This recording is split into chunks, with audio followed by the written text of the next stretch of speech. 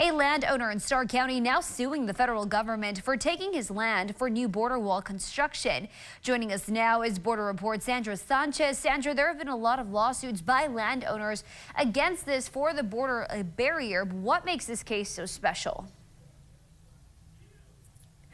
Good evening. This case is unique because this landowner actually had his land taken away from him in 2020 during the Trump administration for new border wall construction. He fought and challenged that in federal court and had it reversed. Now the Biden administration is going after this tract of land once again. Starr County landowner Florentino Loera filed a federal lawsuit in McAllen on Friday, saying a federal judge in 2021 reversed or revested the 4-acre tract of land that he owns in Chapeño back to him. He's suing for enforcement of that order and for a judge to declare him the landowner, as well as, quote, just compensation, according to the lawsuit obtained by Border Report.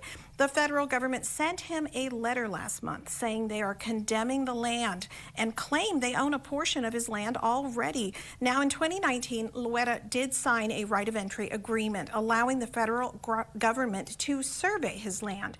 And in 2020, the federal government filed to take the land. That's when he fought the case the first time and won. According to court documents, he raises cattle, chickens, and goats there, and his family enjoys the view of the Rio Grande. In a statement to Border Report, his lawyer, Peter McGraw, of Rio Grande Legal Aid, said, quote, "We seek to resolve the ongoing property dispute and ensure Mr. Loera receives the compensation he is entitled to.